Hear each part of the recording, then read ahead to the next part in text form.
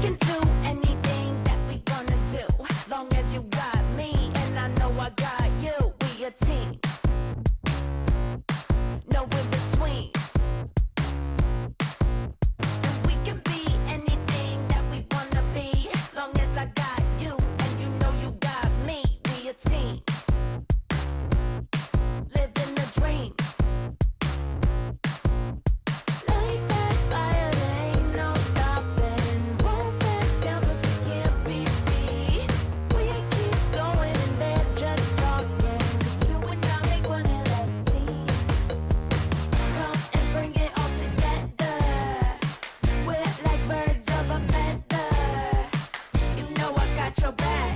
We got it down like that. Yeah, 'cause two is always better.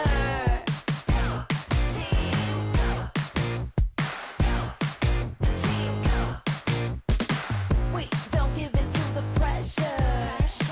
You and me, we find the treasure. You'll see us on the news. We're going to the moon. Yeah, we're ready for whatever.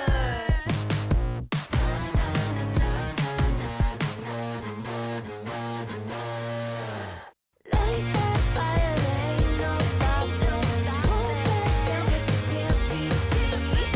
We keep going and they're just talking. 'Cause you and I, we make a perfect team. Come and bring it all together. We're like birds of a feather. You know I got your back. We got it down like that. Yeah, 'cause two is always better. Team, go team. Team, go. Team, go. Team, go. Team.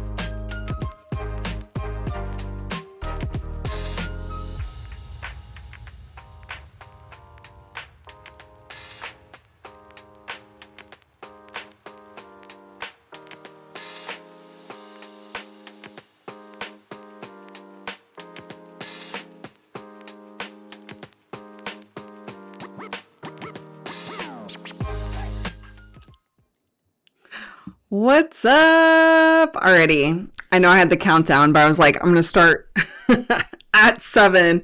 If you're here, say hey in the comments. I've got to work on my eCam stuff. You guys probably saw I was like setting up the comments to see if I could see them on eCam, and I was moving the screen. When I moved it, I like moved the image off of the thing. This is really techie talk right now. But let me know if you guys can hear me in the chat. I want to make sure that this is working before we fully dive into this. Hopefully it is okay. I'm getting a thumbs up, so that's good. Okay, awesome, sweet. And also there is a slight delay from what I'm seeing on my screen to the YouTube comments and the YouTube reactions and everything like that. So just a little grace there as I'm like catching up on things. But you guys, happy Monday. It's October 13th. And if you were watching this, that's because you were one of the wild ones who said, you know what?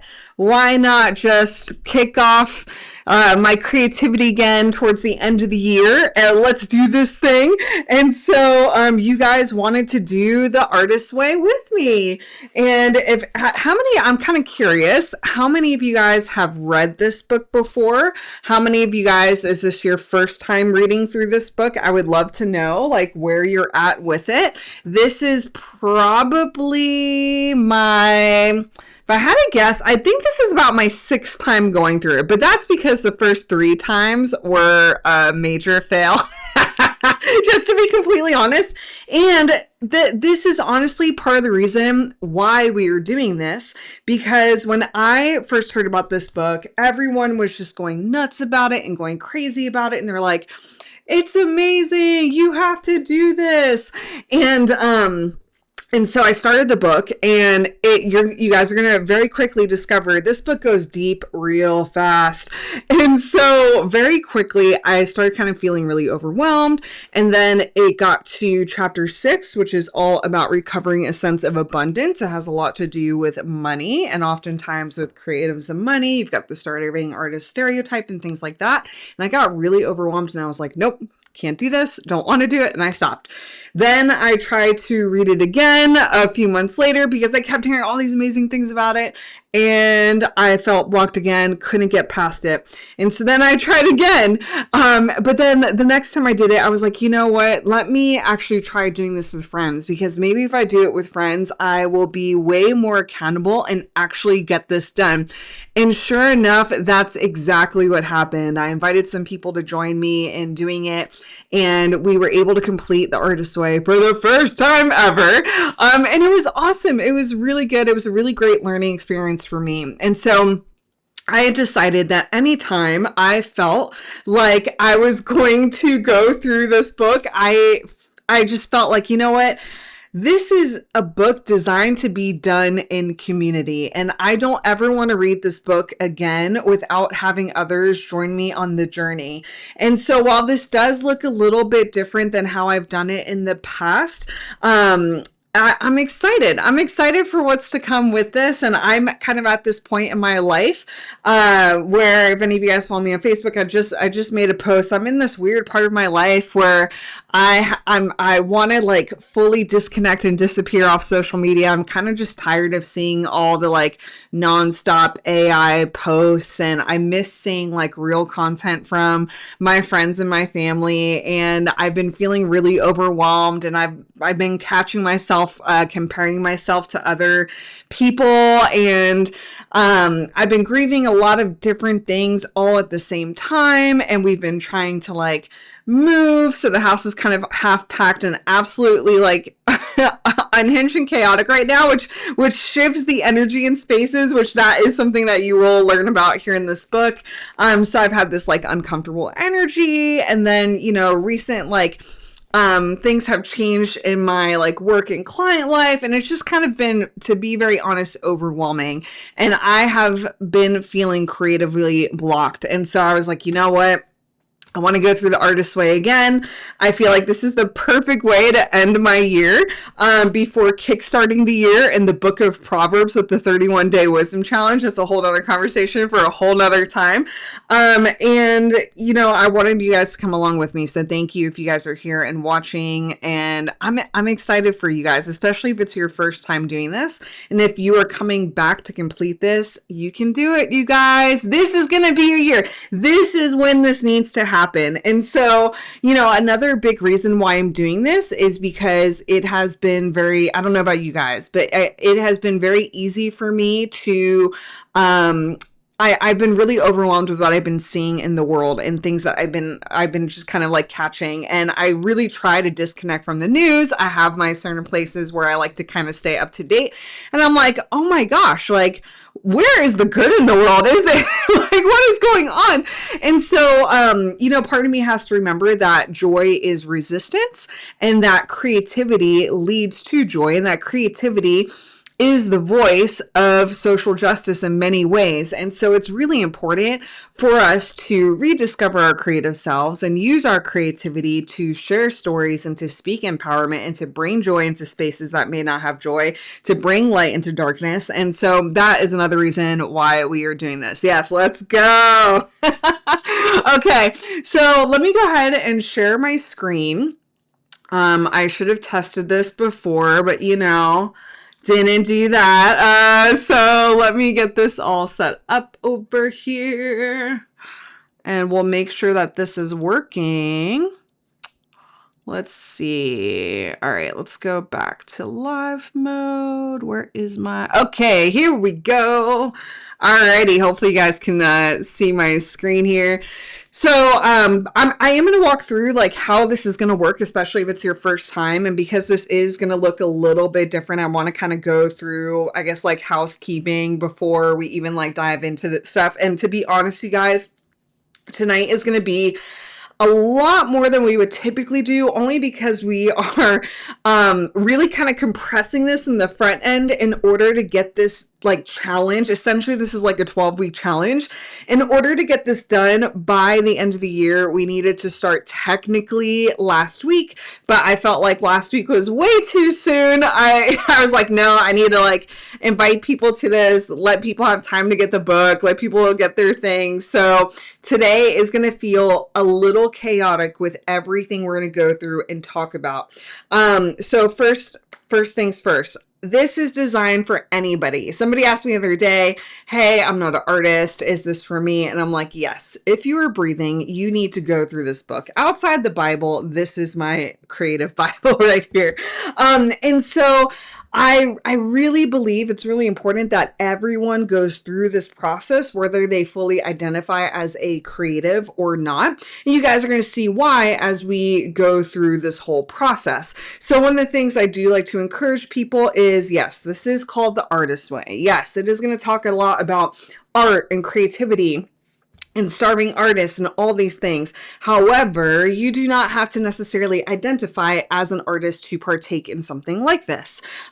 So anytime I'm doing a training session, I'm in a community teaching, I always like to encourage people to remind yourselves that you are creative and that you can do this. So feel free to take a screenshot of this, put it on your phone, your wallpaper, whatever it may be, but remind yourself of this every single day. So some of you might be new to who I am. You're just kind of stumbling across this YouTube video. Maybe you found me on TikTok or Facebook, whatever it may be. I'm super glad you're here, and I just wanted to share a little bit about who I am. So hi, my name is Alyssa, but my friends call me Lyss. I've been in the creative industry now for about 16 years. I'm a multi-passionate creative. I've done all the things from painting and drawing to photography to graphic design, to website design, to funnel design.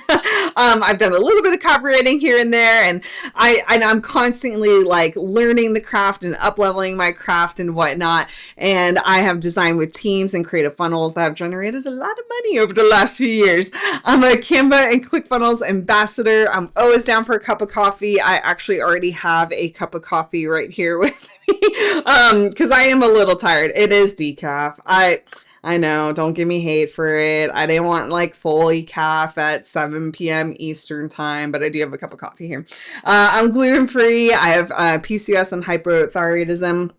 So sometimes, I flare up. I'm not always feeling 100% or my best. So to the chronic illness girlies, you're not alone out there. I am introverted and I love video games. I love books. I love plants. I love Lego. And I love helping people rediscover their creativity. You can even see behind me, I have like, oh, I love my hats, right? But behind me, you can see I have some plants and books. I am also kind of like packing up some of my stuff. So it's not as like pretty as it used to be back there, but you guys get the gist of this. So that's who I am in a nutshell. So how does this work? Well, every Monday from now to the end of December, I'm going to stream. Now, I did say the Facebook group on here. I just put a note. I had a Facebook group that we ran this in last time. I just tested running it in there again, and it did not work. So I don't know. I'm gonna have to look into that and figure out getting it to work again. But to be honest, I might just keep it only on YouTube and have you guys just communicate with each other over in the chat. So myself or other creative guests will recap the chapter, and we're going to share our takeaways, and we're going to encourage you to leave your breakthroughs in the chat, because it is not always going to be me on here. And if you want to volunteer for one of the weeks and doing one of these lessons, then send me a message and let me know. I know my friend Greg Dunn is on here. Greg is probably going to do one. I've got to reach out to my friend Erin. They have helped me every single time I've run this challenge. Also, you're going to be given homework to complete each week. The homework is essentially in the back of each chapter. And I should have noted this. The way this book is designed is it has about 12 chapters, and each chapter is designed to be read over the week. So instead of a person just kind of like running through this really quickly, you want to take your time with this. This really is a 12-week journey to really creating a new lifestyle and practice. So, I will be sending you guys emails. And then for those of you guys who are inside my group, Higher Calling Creative Club, I will have posts in there to just kind of check in and see how everybody is doing. So if you were just on the email list, I'm still setting up the emails. One of the emails should have gone out Saturday and it didn't. So I'm still working on getting that all set up and automated. But essentially, I think on Saturdays, I'll probably have it set up where it will just send you an email to check in, see how you're doing. Please reply back to me. I would love to actually see how you're doing. And then I'll have email reminders for when the call's about to begin, and then a link to the call as well for you guys too. Okay. So, and we could talk more about Higher Calling Creative Club at another point. That actually was birthed out of reading this book last time, which is really, really cool. So why are we doing this? Like I mentioned before, I was kind of hitting a little bit of a creative block, and I know many other people are feeling the exact same way, where they are feeling just creatively burnt out. They feel creatively blocked. They maybe actually are the opposite and have too much creative energy and don't know how to hone it in and focus. People want to heal past wounds revolving around creativity, and people just genuinely want to grow in the area of creativity.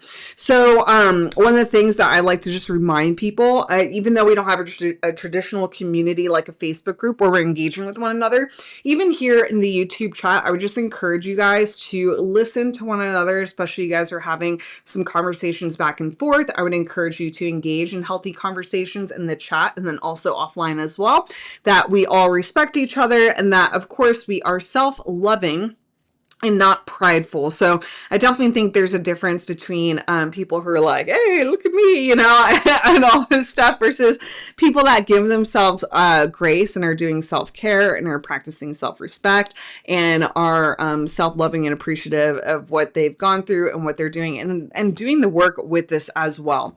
So I asked you guys to read a few different things. Like I said, I know it's a lot. So, I had you guys read the introduction to the book, and then I had you read the basic principles. And then also, I know there's another chapter missing in there. We'll go through everything though. And so in the introduction, I love that she kind of starts out with, people ask her all the time, well, how can you teach creativity? And she responds back, well, I can't. I teach people to let themselves be creative.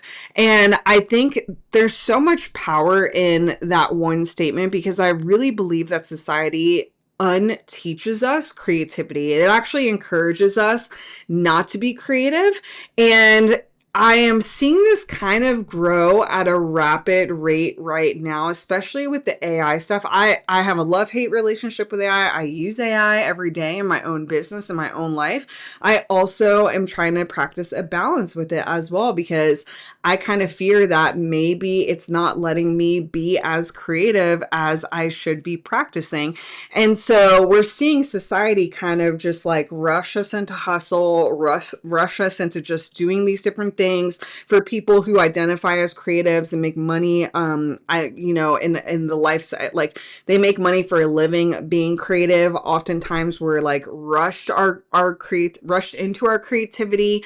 And so I think just this exercise of recognizing that we need to let ourselves be creative and have the freedom to create and find peace in that is something truly beautiful and something truly rare as well. So, a lot of this, and so here's the big thing, and I always have to kind of do a little disclaimer because I myself, I love Jesus, and I know that not everybody does, and there are a lot of people that are healing from religious trauma. I know there are, of course, all sorts of different faiths and beliefs out there, and oftentimes I tend to walk and do life with many different circles, with many different people, with many different beliefs, and so this is a very spiritual practice that we're stepping into. This is a very spiritual lifestyle that you will be walking into.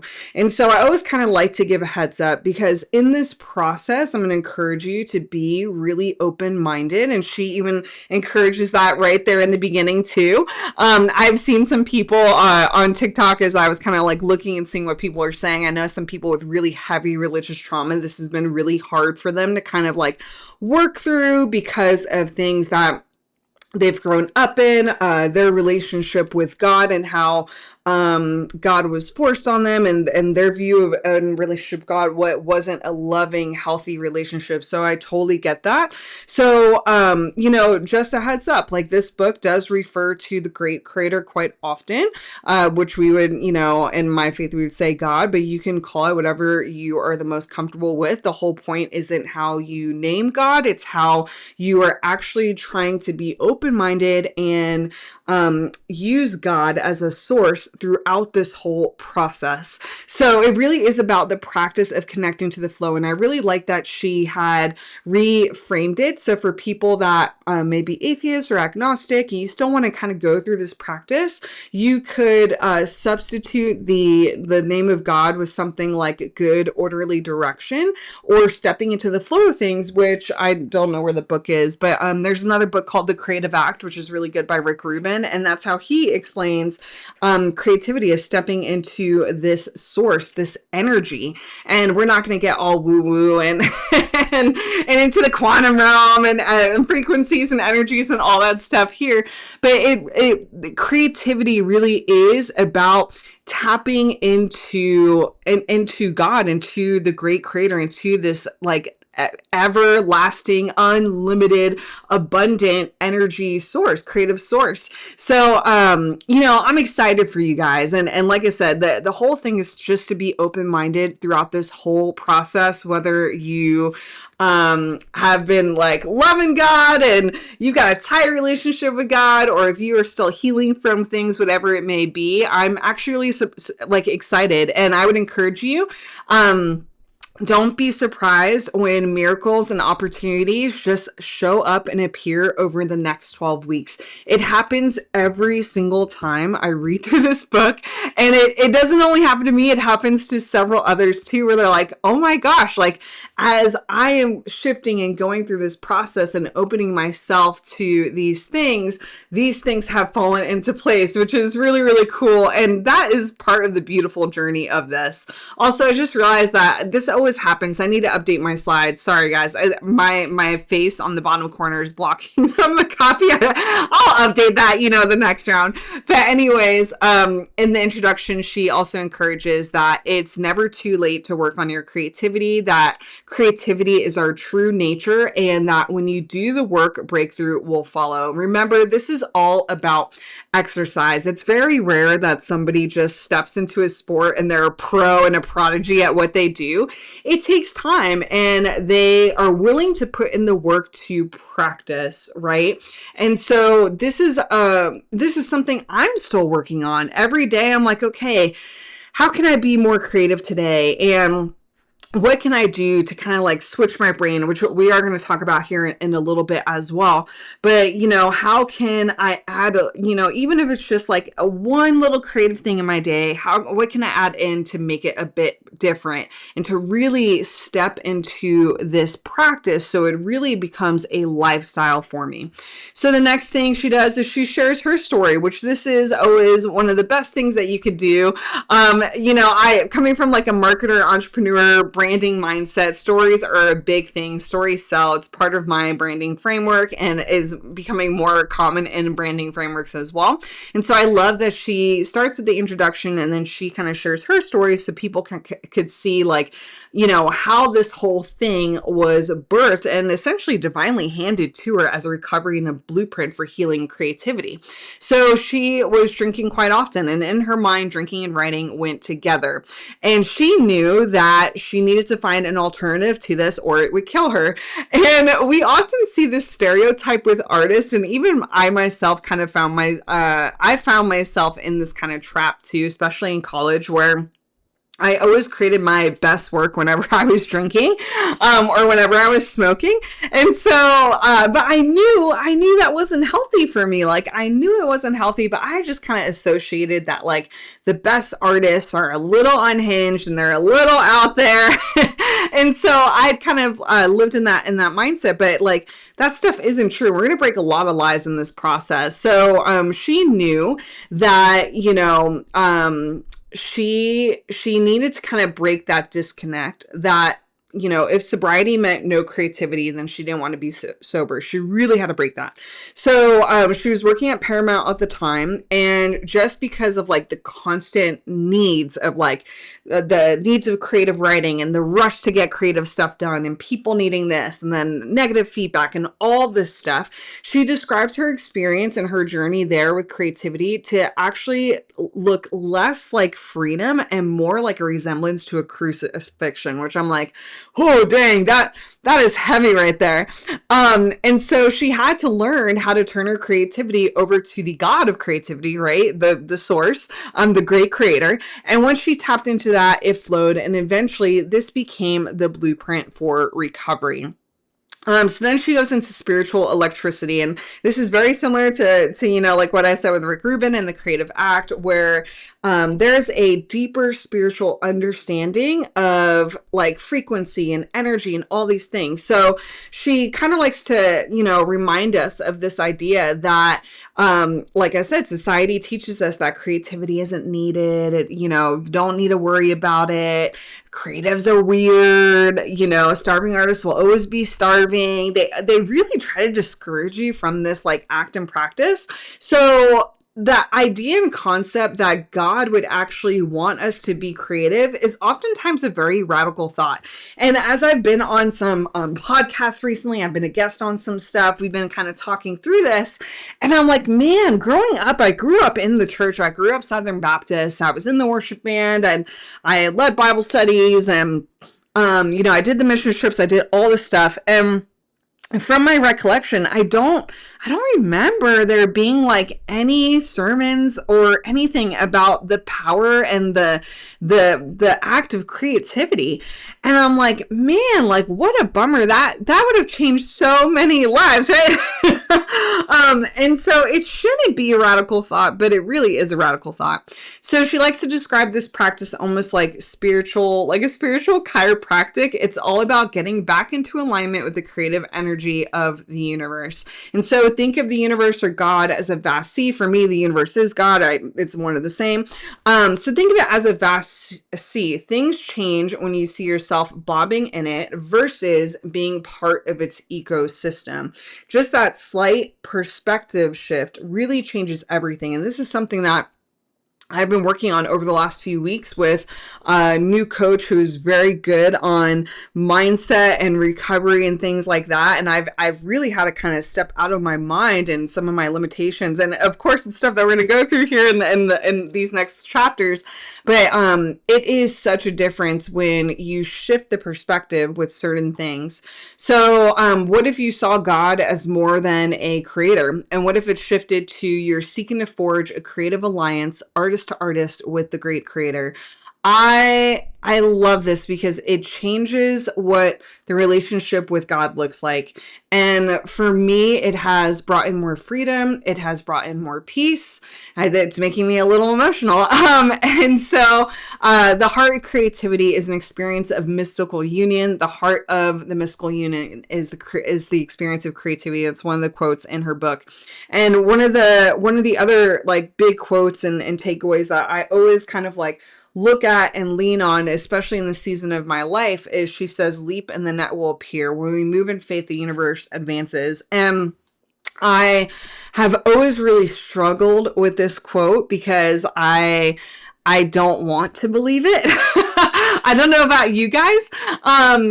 But it's true. It's so true. Like I have recently kind of found myself work related and work wise. I'm not going to dive into all this stuff right now, but I was like, man, I don't know what this is going to look like. I have a lot of fears about this stuff. I got a lot of bills coming up. I don't know how I'm going to pay them, all these things.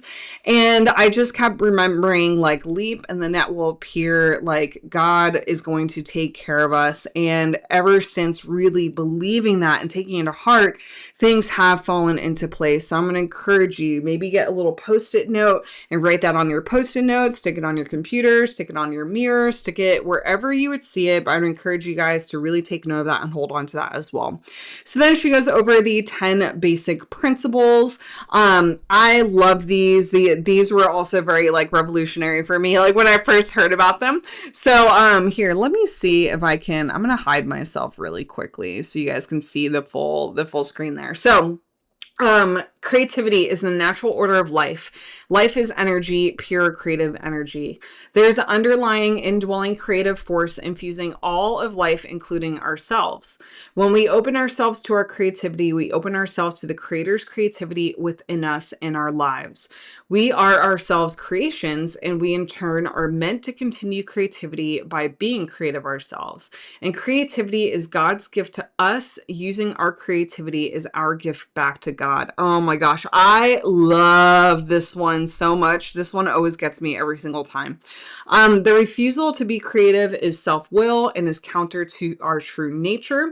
When we open ourselves to exploring our creativity, we open ourselves to God, good, orderly direction.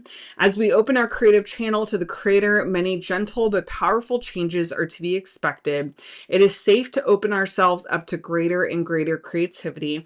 Our creative dreams and yearnings come from a divine source. As we move toward our dreams, we move toward our divinity. Powerful, right? These are 10 powerful basic principles. And, throughout the next 12 weeks, we are going to definitely dive more and more into these. But I would even encourage you guys, maybe write those down and have them somewhere where you can just kind of check back and remind yourself of these quite often. So, all right, what to expect. All right, so for the next 12 weeks, I would encourage you guys at the end of, let me put myself back up. Hold on a second.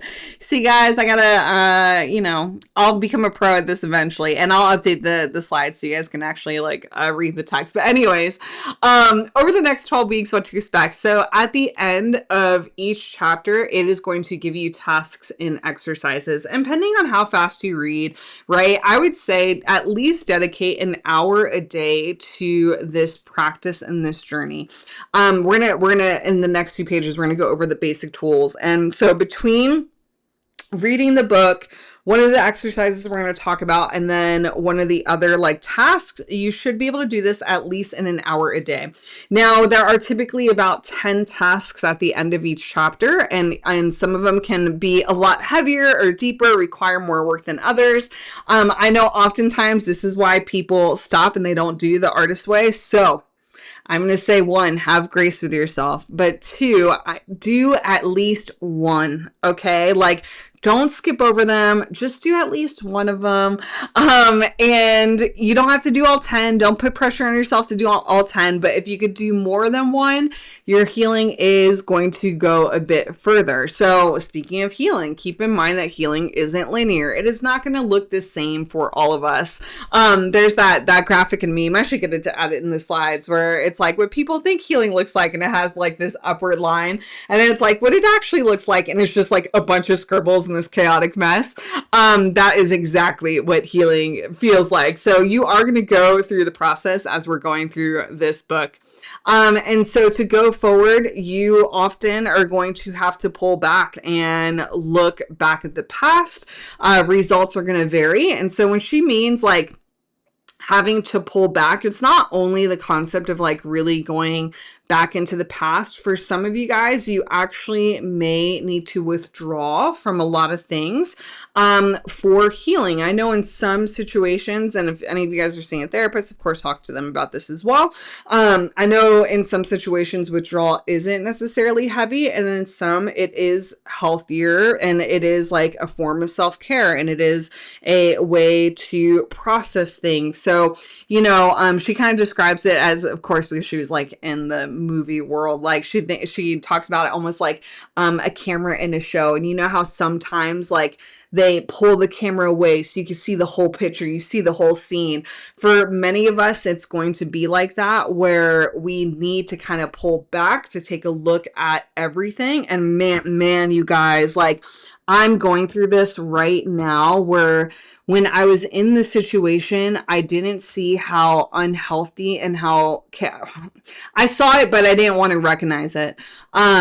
How chaotic things were. And now that I have kind of pulled back and I'm seeing the whole picture, I'm like, oh, dang. Man, things should have changed way sooner. And so you are probably going to go through that. So, and this should hopefully encourage you and show you that as hard as this work is, it is a positive process ultimately, even though it is going to be painful at the same time. So many of you guys are going to feel like you're going through a creative death and rebirth. Many of you guys may revisit dreams that you have buried and felt like you weren't good enough to do at that time, or you felt it wasn't the time. Some of you guys are going to cry enough tears to water the garden that will produce fruit in weeks. You're going to learn a lot. You're going to nurture your inner artist. You're going to go through all sorts of emotions, and I totally get it. It's completely normal. On the check-in emails, feel free to respond back to me and be like, Lyss, I don't know what you got me into, but I don't know about this. And then also for those of you guys who are inside my group, Higher Calling Creative Club, tomorrow. So on Mondays, we do this. And then on Tuesdays, we're going to do a group coaching call where we are going to process more of this. So for anybody who wants to show up to that, who wants to be open and kind of process more of these things, we're going to do that inside the community there. So then she goes into the basic tools. She talks about the two things that are really the foundations to recovery. The first one is morning pages. So I've got my notebook right here. So every morning or in the evening, it doesn't matter when you do it, as long as you do it every day, you need to write out at least 3 pages of whatever is in your mind. So, and this is non-negotiable. And listen. I suck at this. Just to be honest, I suck at this. I'm not great at this at all. I am trying to get better with it. I've noticed on the days that I don't do my morning pages, I don't feel as good compared to the days that I take my time to do them. And the reason why she really encourages the morning pages so much, there's a few different reasons. So one of the reasons is getting past the voices in your head. You're going to learn that she calls this censor. So the censor in the faith world, you might call it demon, spiritual warfare, whatever. But part of this process is being able to work through those. Oftentimes when you can get out of your head and you can get it out on paper and you kind of see it, it really kind of shifts the subconscious mind. And so speaking of the mind, the other thing is naturally many of us live with our logic brain. So our logic brain is all about survival and getting things done and staying focused and staying in order and staying in line. And this is dangerous and you shouldn't do that. And our artist brain is like, we just want to play and imagine and be creative and invent things. And so the morning pages help us switch from the logic side of our brain over to the artist side of our brain, which is what we need in order to heal.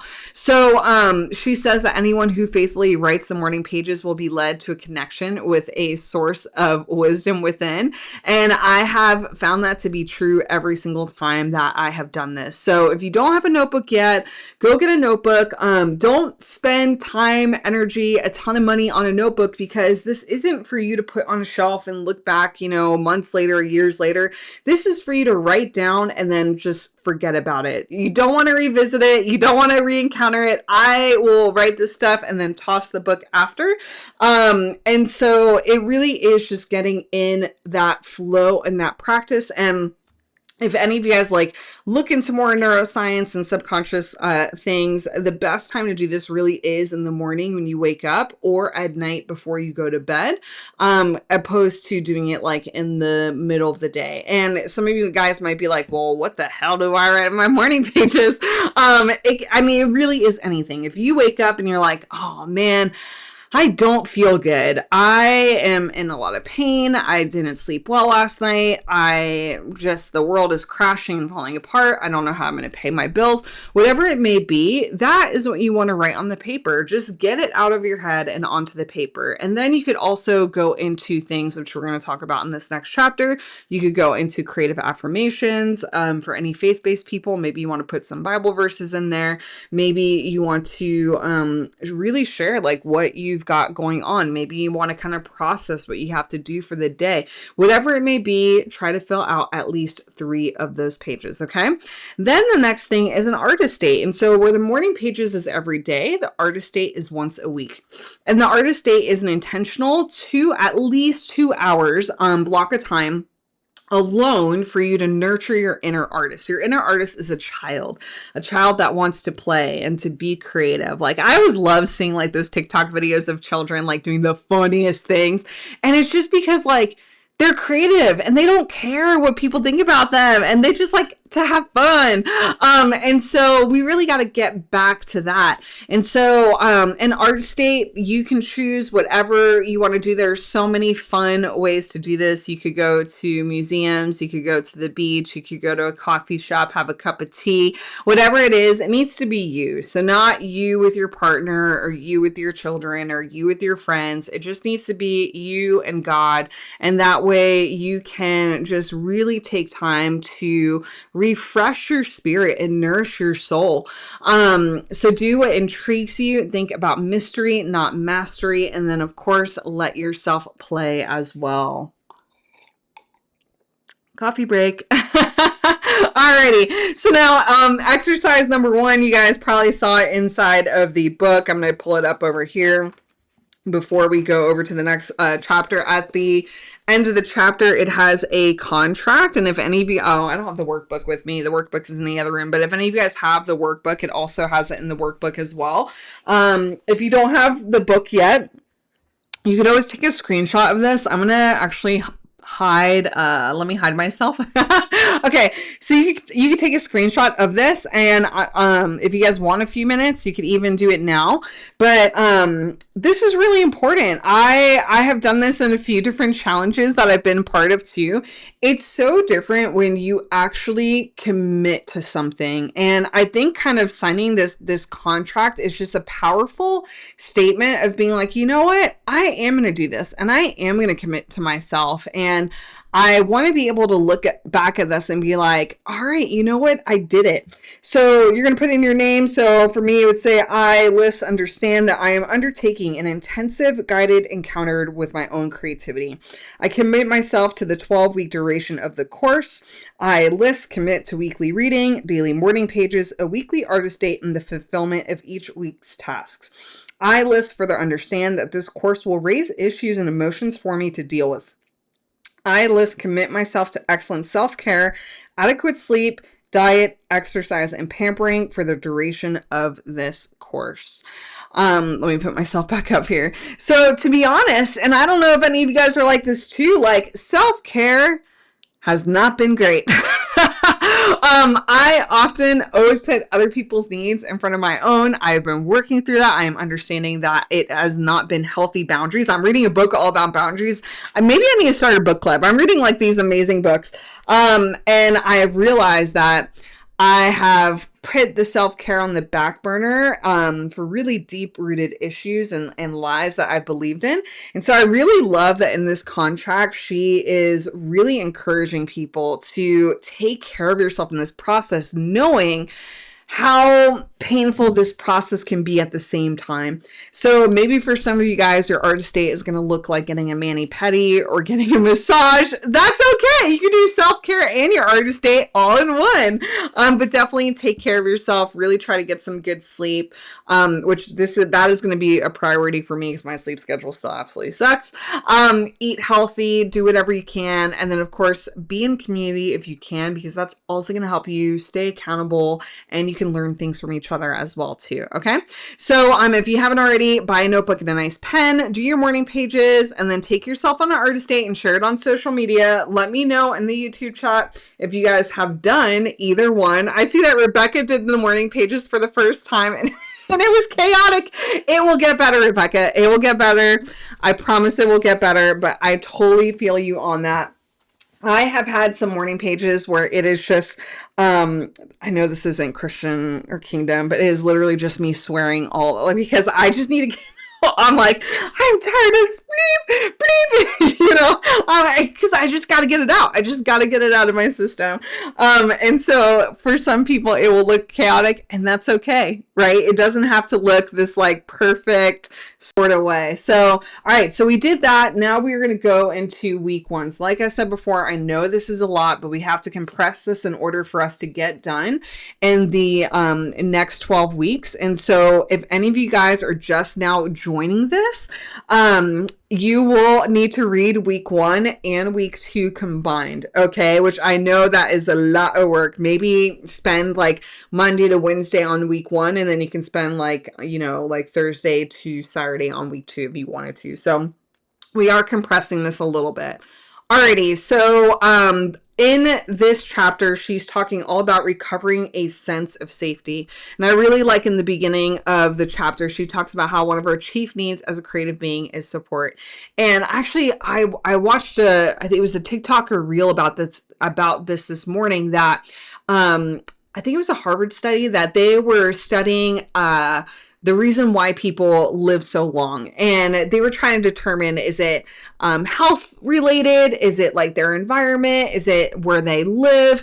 And ultimately what it was relationships and them being in a supportive community. And so I really love that the very first thing is like, hey, creative beings need support.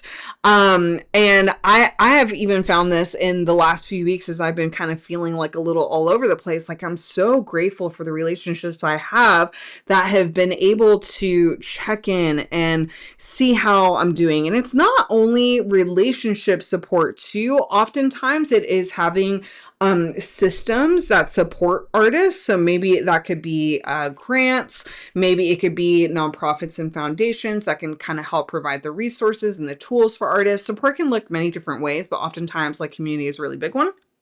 Then she talks about how money cannot buy fulfillment. And she goes into this by sharing the example of, I have the book here. It's Edwin, right? She has this example of Edwin, who is a millionaire. He is doing trading. He has all this money. And really what he loves, where he finds joy, is in his art collection. He loves like having these amazing art pieces. And he looks at these art pieces and often wonders if that is something that he could have had, and that it's something that he could have, been part of. And so while he is rich, he is also poor at the same time. Like being generous, he gifts an artist with a year of living expenses so she can create, because he never thought of himself as an artist and could never give himself that gift.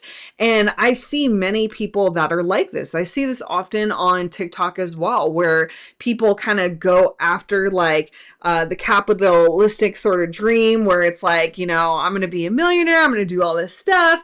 And then they forget about they forget the creative journey along the way. And so while they've hit the top and they have all the things, that's why they say like money can't buy happiness. I know there's a lot of debate and debacle about that. Yes, money is a tool, money is energy, money will help us like have the freedom that we want to have. That is a whole nother conversation, which we will get to in chapter 6 actually. But ultimately that is why we see many millionaires who at the end of the day are just not happy because they're missing the creative part of their soul. So many people end up becoming shadow artists where they're ignorant of their true identity. They would rather support other people who are creatives than actually be creative themselves, or maybe they'll pick a parallel field to creativity. Naturally, artists tend to love to support and see other artists as well. And then, I saw in the comments, I want to address this really quickly. So Rita was asking if I would recommend the audiobook for this. Yes. So yes and no. Okay. Here's my little disclaimer with that. I know some people really love audiobooks, and it's great for like when you're on the go, you're driving, things like that. I would encourage you, like if you need to do the audiobook, do the audiobook, right? For some people that may not like, you know, for everyone, it's a little bit different. Some people may not be able to like read it, so they have to do the audiobook. But I typically encourage people to get the physical copy because it's kind of like, you know, like reading the Bible, for example. Like I will listen to some stuff often, but like it's different when you have a physical copy of something that you can highlight and you can take notes in. I've got little tabs in mine. You know, I highlight a bunch of stuff even as I'm going through it this next time. I'm kind of penciling things in and writing things in. So I would encourage you, if you do the audiobook, to still eventually get a physical copy of the book that you own. I am trying to, one of my friends owns this amazing bookstore in town where they get you know, books donated to them. And anytime I see the artist write, I try to grab a copy so I can gift copies for free to people, because it's so amazing. So yeah, the audiobook is good. But okay. So anyway, back to this. So shadow artists. So shadow artists often choose a parallel career instead of the art themselves. For example, a fiction writer may go into advertising. Artists may go into managing other artists or curating art instead of doing the art themselves. And this is why going on artist dates is so important, because you get in the practice of really nurturing your inner artist and bringing those things back. Some of you guys might have picked a career that you're like, oh my gosh, you know what? This is kind of parallel to like being an artist. So maybe some of you need to kind of tap into the other side of things. Whether that looks like, you know, I saw guys, I love TikTok. You're going to hear me mention TikTok a gazillion times. I love TikTok. I saw this TikTok the other day of this person. I don't know where they were at, but the guy had a table. I think he was here in Tampa, because I was like, oh, if I see him, I want to do this. And his creativity was, he set up this table and he's like, I'm going to sketch your dog without like looking at your dog. It's like $5. And so he'll look at like your dog and like, you know, blindly do a sketch, which this is actually an exercise that we did in art classes in art school, because you kind of learn how to do like hand-eye sort of coordination. So anyway, like he does these like doodles and sketches of these dogs, and they're amazing. I like they're so like they're not perfect, they're unhinged, but like I don't know what that guy actually does for a living, but like I love the simple joy of someone being like, you know what, I'll charge $5 for this like doodle. It's going to be fun. It's going to bring healing to myself and fun for myself, but it's also going to bring joy to others. And now it's also bringing joy to people online as well, kind of seeing this process too, and encouraging people to get in that process too. So for some of you guys, don't be surprised, as if you're going through this journey of inner healing and kind of recognizing the shadow artist, don't be surprised if you start kind of birthing a new sort of like artistic thing over on the side and really healing and stepping into that. So shadow artists judge themselves harshly for not acting on their dreams. Been there, done that, not fun. And so to move forward, you must step into the light and you must learn how to play. This is why at the end of most podcasts, when people ask me, well, what's like the biggest takeaway and things you can encourage people with? I say, you really have to remember how to play. Over the weekend, John and I just kind of really took it easy. We had some fun celebrating a friend's birthday. And then Sunday, all we did was rusted. But with Rust, I also played. So I hopped on, like Battlefield 6 just came out for the week. I'm a video game girly. So like I hopped on and I played, and it was just like so fun for me to do that. And, you know, I've been like sketching and doodling a lot more, and I'm like, this is fun. Like typically for me in the past, it has been Lego. I love Lego. I love sitting and playing with Lego, but because we've been trying to move, I have stopped buying Lego sets. But that's probably going to change because we're putting the move on pause. But anyways, and so find something that you really enjoy doing that you can play with. For some of you guys, it might be Play-Doh. For some of you guys, it might be photography. For some of you guys, it might be knitting or crocheting. It's going to look different for everybody. So the next thing is protecting the artist child within. So remember, your artist is a child, and judging your early artistic efforts is abuse. Ooh, that is one right there, because I struggle with this a lot growing up, and I've seen people encounter this over and over and over again, where they go to start something new and they're like, oh, I suck at this. Like graphic design, for example. They'll start it and they're like, man, I suck at this. I know I'm not really that good. And I'm like, you're abusing yourself. and it doesn't seem like it, but like you're abusing yourself, starting your mindset off with that. And so in recovery from creative blocks, we must go gentle and slow. We are after healing old wounds and not creations of new ones. That's another really powerful statement right there. You'll often hear me say, progress, not perfection. Done is better than perfect. And in order to recover, you must be willing to be a bad artist, which I really love that as well. Remember, like this whole thing is about practice and exercise.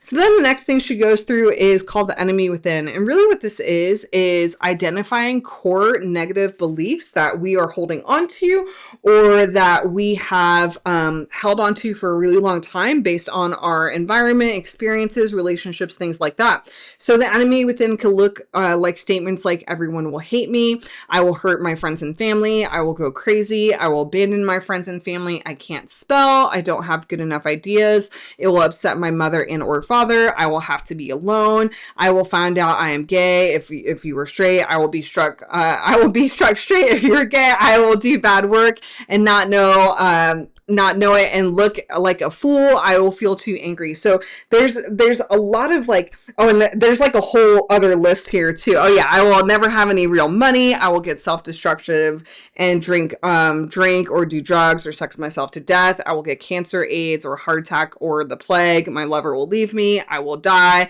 I will feel bad because I don't deserve to be successful, I will have only one good piece of work in me and it's too late, if I haven't become a fully functioning artist yet, I never will. And these are all like very common negative core beliefs. I hear this when I am coaching people and I am talking to people in the process, and I'm like, damn, like these are heavy conversations and these are heavy topics and these are really heavy core negative beliefs that people are attaching their identities to and really wholeheartedly believing. And so one of the things that I hate she says, but I love that she calls it out, is most of the time when we are blocked with things like this, it's because we actually feel safer that way. Ooh. that one always gets me because I'm like, oh no, it's been so true.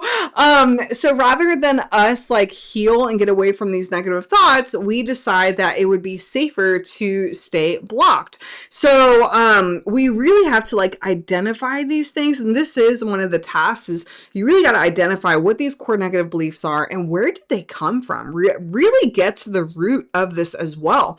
So for me, oftentimes, like, I have felt that I have been undeserving of a lot of things.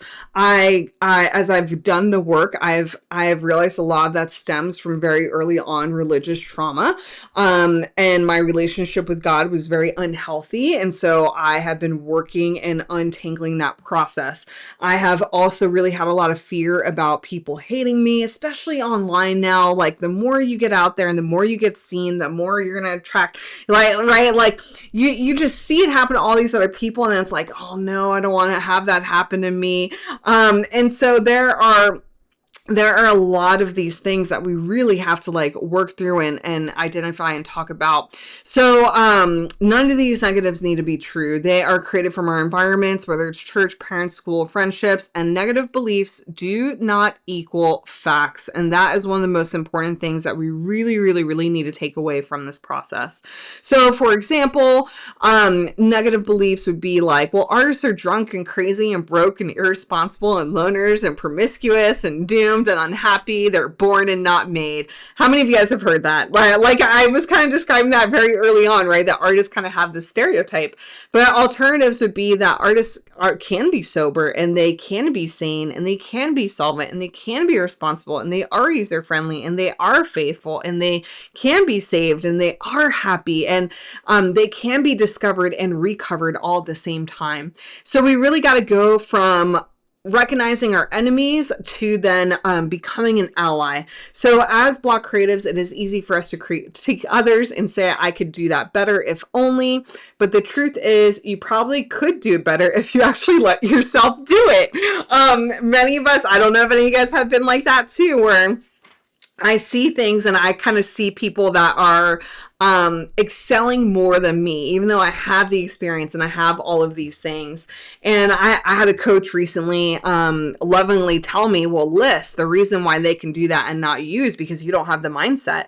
They have the confidence, but you don't. And I was like, oh man, that's heavy. And so many of us need the confidence and the courage to really do the work that we just talked about, right? And identifying those negative beliefs and the censor and the demons, which is here on this page. So affirmations help achieve a sense of safety and hope, and censor and demons, like I mentioned, they don't like anything that sounds like real self-worth. So you really want to identify what those are and really figure out, okay, where did those things come from? So for me, a lot of times I was associating myself as a starving artist. I'll always be a starving artist. I'm always going to struggle for money.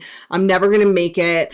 And this is what my life is destined to be. I will probably always resort back to drinking. I will, always end up kind of being a little, I'll always be negative, like all these things. And so I realized like a lot of that was from things I had been taught growing up and things that were also kind of said to me growing up as well. So the affirmations thing, I should have probably flipped the order of this, but when you guys are doing your morning pages, this is a big reason why she encourages affirmations. And I know this like for some people it's going to be a little too woo woo. I totally get it.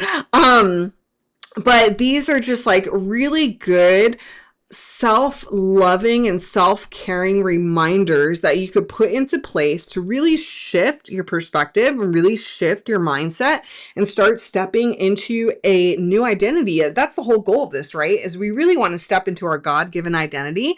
We really want to step into a new place of power and a new place of creativity. So we really have to go through the work of replacing lies with truth. And so affirmations are a good thing to put in your morning pages. And here are a few examples of what that could look like. An affirmation: I am a channel for God's creativity and my work comes to good. My dreams come from God and God has the power to accomplish them. As I create and listen, I will be led. Creativity is the Creator's will for me. My creativity heals myself and others. I am allowed to nurture my artist. Through the use of a few simple tools, my creativity will flourish. Through the use of my creativity, I serve God. My creativity always leads me to truth and love. My creativity leads me to forgiveness and self-forgiveness. There's a divine plan of goodness for me. There's a divine plan of goodness for my work. As I listen to the Creator within, I am led. As I listen to my creativity, I am led to my Creator. I am willing to create. I am willing to learn to let myself create. I am willing to let God create through me. I am willing to be of service through my creativity. I am willing to experience my creative energy, and I am willing to use my creative talents. And even as like I'm speaking this out, I'm like, man, so much of this is so powerful. Just like speaking it into life. Like words hold so much power. I also saw this other thing. You guys have probably already kind of like heard and seen this like study where people would have plants, right? And they would talk like hateful things to one plant, and then they would talk love to the other plant.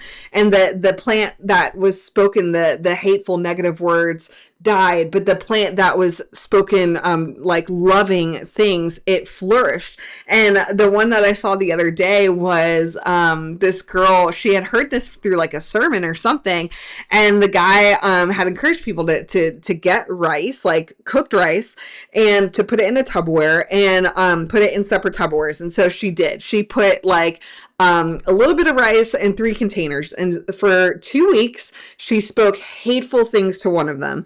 Then for 2 weeks, she did nothing for one of them. And then for the other, this is all at the same time. So hateful things to one she didn't speak to at all. And then the other one, she spoke loving things. And she put the same amount of rice in each little Tupperware so she could really like practice this well. So at the end of the 2 weeks, she made this TikTok video.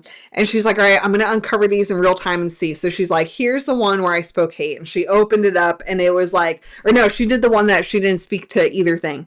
So she did the one where she didn't speak to either thing. And it had like a little bit of mold, but like nothing absolutely awful. Then she opened up the one that was hate, and it reeked. Like the smell was absolutely awful. And it was like really black. It was covered in mold. It was like chunks of mold. It just was not looking good. But then she opened up the loving one, and it didn't have any mold in it. It was still kind of lighter in color, and it didn't smell as bad. Even though it was decaying, it was nowhere near the what the other two showed. And so it just kind of goes to show, like, there's so much more, like, science and neuroscience and all, and energy and frequencies and all these things, and power in our words and what we say and what we do and what we believe, which is why this is such an important thing for us to discuss very early on in this practice, for us to identify, for us to replace lies with truth, and for us to really start shifting our mindset in this, like, spiritual practice. So at the end of the book, she has, let's see, there's 10 different tasks to do. Just for time's sake, because we're already at top of the hour, I don't want to go through each one of these things, but I would encourage you guys to go through these tasks and take your time with them. And like I said very early on the call, even if you do one, that is amazing. I know this can be really overwhelming for some people. Another thing you could do is you could always do one a day, right? Kind of pick and choose which ones you want to do. But I would encourage you at some point to do all the exercises, because each exercise has a different thing. It's going to bring out new things in you. You're going to identify certain things. So definitely go through each one if you can. And if you are in my Higher Calling Creative Club, we're going to go over some of these tomorrow if you're willing to share, because I know a lot of this is very vulnerable and it is very sensitive at the same exact time. So your homework for the week is to add creative affirmations to your morning pages. If you have not yet, take yourself on an artist date and share it on social media. Feel free to tag me if you want. I would love to see what you did on your artist date. Do an exercise from those pages 38 to 40. And then you're going to read week 2, which is all about recovering a sense of identity. So let me switch this back to me. All right, so that is it for the night.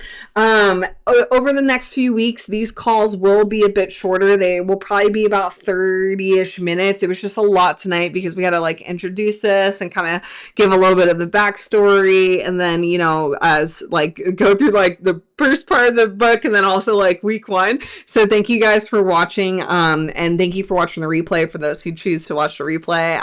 Like I said, I'm really excited for you guys to, like, go through this and do the work. Just, like, I'm going to encourage you, like, be open-minded in the process, especially if your relationship with God has been really rocky. I promise, if you are open to this, like, your life is going to change. And I can't wait. I really can't wait to see, like, what happens. So I will be checking in with you guys during the week. I will be checking via email, or if you're in my group, maybe halfway through this challenge, we can do, like, a survey and just kind of see what's going on with people and see, like, what's happening in people's lives and see what's going on. I think that could be kind of fun. But that's it for the night, you guys. Thank you again so much for being here. Thank you for being part of this. Feel free to share this with your friends if you want them to also do this with you, if it's going to help keep you more accountable. Invite them on the journey. Totally cool with that. And I will see you guys inside my group tomorrow for those who are there. And if not, I will see you on YouTube next Monday night. Have a good night, you guys.